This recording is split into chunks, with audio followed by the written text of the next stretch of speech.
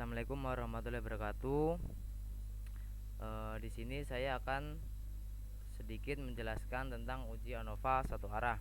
Sebelumnya perkenalkan, nama saya Faris Ahmad Rafiq dengan NIM 4121007, Fakultas Saintek, Prodi Sistem Informasi. Langsung saja. ANOVA satu arah. Yang pertama, pengertian ANOVA. Yang kedua, pengertian on-way ANOVA. Yang ketiga, prinsip ANOVA. Yang keempat, syarat uji on-way ANOVA. Yang kelima, contoh kasus. Yang keenam, langkah-langkah uji on-way ANOVA. Dan yang terakhir, interpretasi uji ANOVA. Langsung saja, pengertian ANOVA. ANOVA merupakan singkatan dari Analysis of Variance. Analysis of Variance adalah salah satu uji komparatif yang digunakan untuk menguji perbedaan mean atau rata-rata data lebih dari dua kelompok. ANOVA merupakan metode statistik inferensi yang digunakan untuk menguji rata-rata dari beberapa populasi. ANOVA merupakan perluasan dari uji rata-rata atau uji T.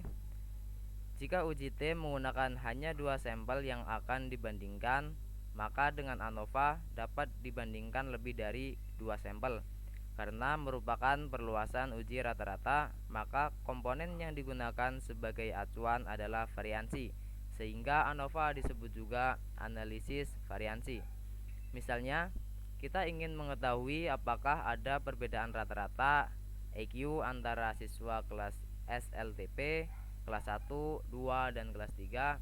Ada dua jenis ANOVA, yaitu analisis varian satu faktor atau on-way ANOVA dan analisis varian dua faktor two-way ANOVA.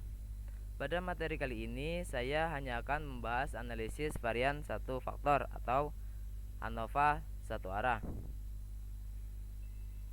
Yang kedua, pengertian on-way ANOVA.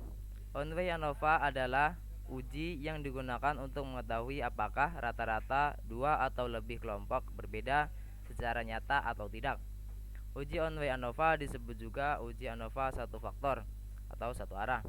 Analisis ini memiliki asumsi bahwa kelompok yang dianalisis memiliki varian yang sama serta data yang digunakan berdistribusi normal. Yang ketiga, prinsip ANOVA. Prinsip uji ANOVA adalah melakukan analisis variabilitas data menjadi dua sumber variasi, yaitu variasi di dalam kelompok atau weight dan variasi antar kelompok pattern. Bila variasi weight dan pattern sama atau nilai perbandingan kedua varian mendekati angka 1, maka berarti tidak ada perbedaan efek dari intervensi yang dilakukan. Dengan kata lain, nilai mean yang dibandingkan tidak ada perbedaan. Sebaliknya, bila variasi antar kelompok lebih besar dari variasi di dalam kelompok, artinya intervensi tersebut memberikan efek yang berbeda. Dengan kata lain, nilai mean yang dibandingkan menunjukkan adanya perbedaan. Yang keempat, syarat uji on-way ANOVA. Setiap data yang terkumpul pasti memiliki karakteristik tersendiri, sehingga dibutuhkan metode uji statistik yang tepat. Begitu juga untuk uji on-way ANOVA. Berikut ini merupakan penggunaan uji on-way ANOVA. Yang pertama, sampel berasal dari kelompok yang independen. Yang kedua, variabel faktor atau variabel independen berupa non-metrik atau data kategorikal. Yang ketiga, variabel data penelitian berdistribusi normal. Dan yang keempat, variabel data penelitian mempunyai varian yang sama atau data homogen. Yang kelima, contoh kasus. Seseorang manajer ingin membandingkan penjualan handphone dengan merek Samsung, Oppo, Vivo, dan Lenovo, di mana para pembeli handphone di toko ini hanya dihadapkan pada keempat merek tersebut. Kemudian akan diteliti tentang 1.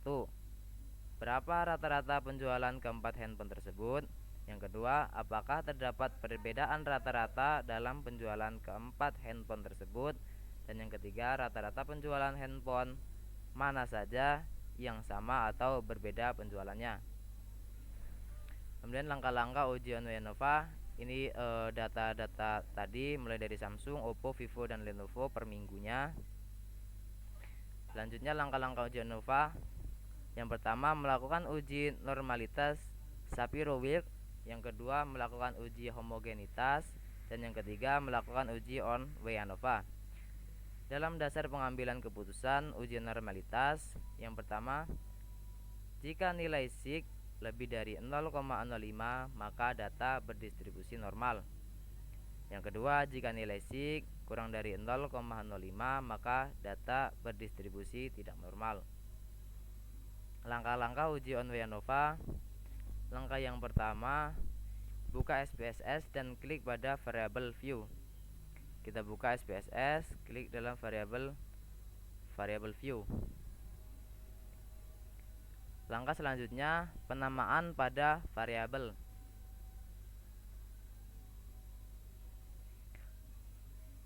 Penamaan, masukkan nama di sini X dan Y.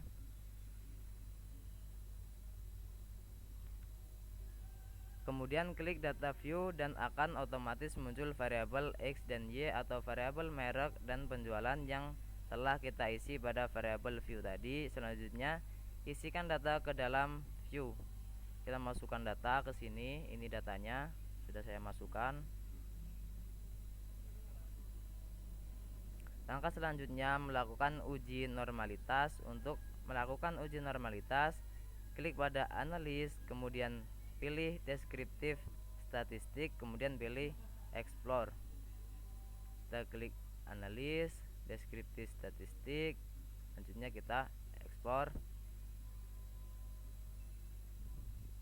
Kemudian pindahkan variabel merek ke kolom vektor list dan variabel penjualan ke kolom dependent list. Kemudian klik tombol plots dan centang pada bagian normality plots with test.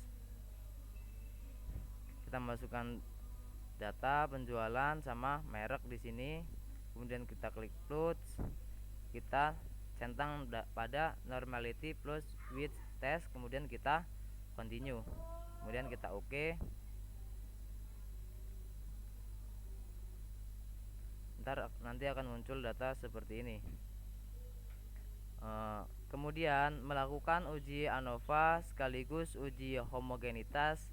Caranya klik analis, kemudian pilih compare means, kemudian pilih on-way ANOVA. Kita klik analis, component means, kemudian kita klik uji untuk uji on-way ANOVA.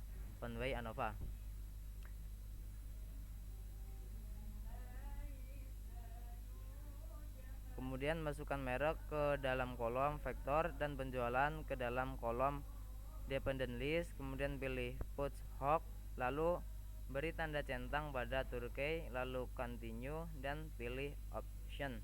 Dan kemudian beri tanda centang pada descriptive dan homogeneity of variant test.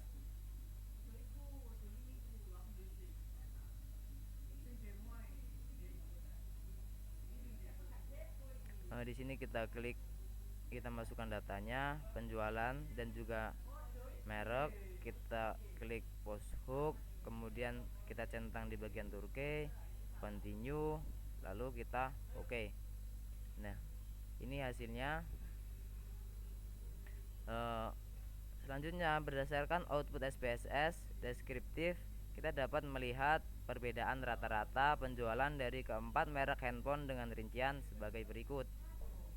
Rata-rata penjualan Samsung 45,30, rata-rata penjualan Oppo 41,10, rata-rata penjualan handphone Vivo 39,00, rata-rata penjualan handphone Lenovo sebesar 35,70. Bisa kita lihat di SPS-nya di data yang telah kita input tadi.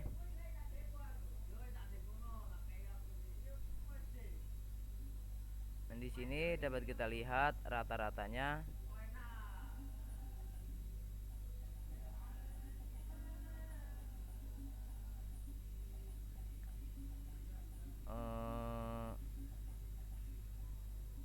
Ini rata-ratanya mulai dari Samsung 45,30, kemudian Oppo 41,10 dan juga yang lain.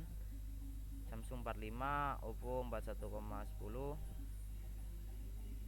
Kemudian menguji kesamaan varians atau uji homogenitas berdasarkan output SPSS, test homogeneity of variance, diperoleh nilai signifikansi atau sig. Di sini tes homogen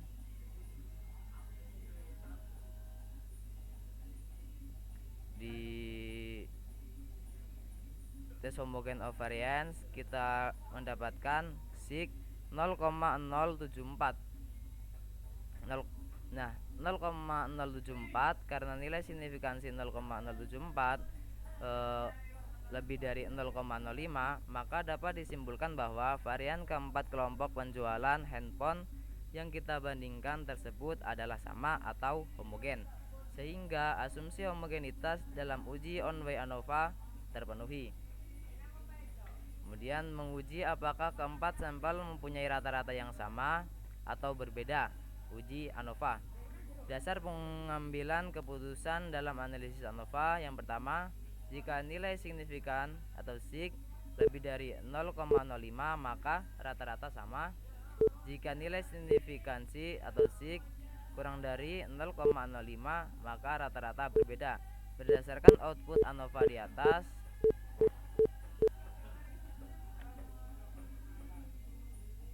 output ANOVA di sini kita mendapatkan sig 0,009. Nah, diketahui nilai sig sebesar 0,009 itu kan kurang dari 0,05, sehingga dapat disimpulkan bahwa rata-rata keempat penjualan merek handphone tersebut berbeda secara signifikan. Kemudian mencari kelompok mana saja yang rata-rata penjualannya sama dan tidak sama, atau tes post hoc.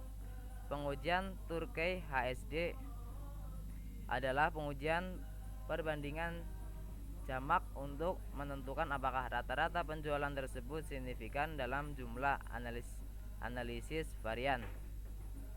Di sini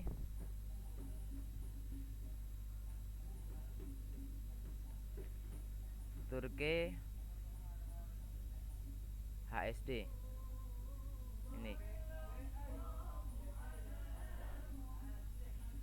Nah, sebagai contoh kita akan membandingkan rata-rata penjualan handphone Samsung dengan Oppo.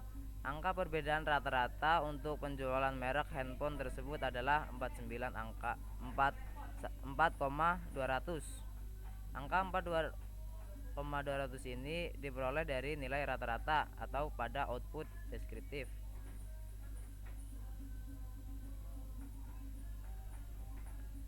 Nah, ini nih di sini. Kemudian selanjutnya output penjualan Samsung 45,30 dikurangi dengan rata-rata penjualan Oppo 41,10. Sementara itu perbedaan rata-rata penjualan berkisar antara min 30,10 min 3,6 atau lower bound sampai dengan 11,45 upper bound pada tingkat kepercayaan 95%. Untuk menguji apakah terdapat perbedaan rata-rata penjualan kedua merek handphone tersebut, maka kita harus melihat apakah nilai signifikansi hasil output SPS ini nilainya lebih besar atau lebih kecil dari 0,5.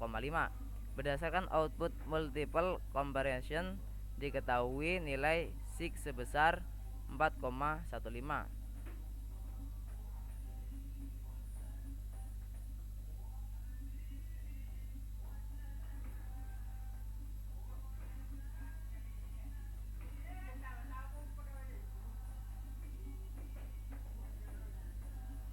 Multiple comparison kita mendapatkan sig 0,415. 4,415 ini lebih dari 0,05, maka dapat disimpulkan bahwa penjualan handphone Samsung dan Oppo adalah sama, sehingga perbedaan rata-rata penjualan secara deskriptif antara kedua merek handphone tersebut tidak signifikan. Selanjutnya melihat kesamaan rata-rata penjualan keempat merek handphone untuk melihat kesamaan rata-rata, maka kita akan menggunakan output Turkey HSD. Pada subset 1 terdapat data penjualan Lenovo, Vivo, dan Oppo. Artinya, rata-rata penjualan ketiga merek handphone tersebut tidak mempunyai perbedaan yang signifikan. Dengan kata lain, rata-rata penjualan Lenovo, Vivo, dan Oppo adalah sama. Dapat kita lihat di sini tidak jauh berbeda.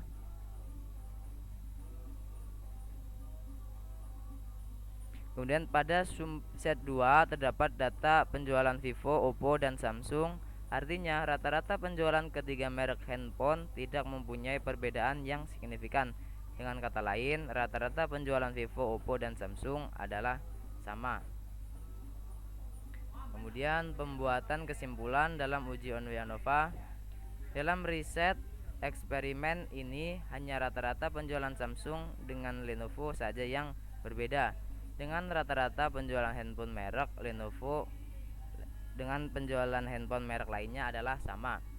Dengan demikian, variabel merek hanya berpengaruh secara signifikan terhadap perbedaan rata-rata penjualan handphone merek Samsung dan Oppo. Nah, mungkin itu saja yang bisa saya jelaskan. Sekian dari saya. Wallahul muwaffiq ila aqwamit thoriq. Wassalamualaikum warahmatullahi wabarakatuh.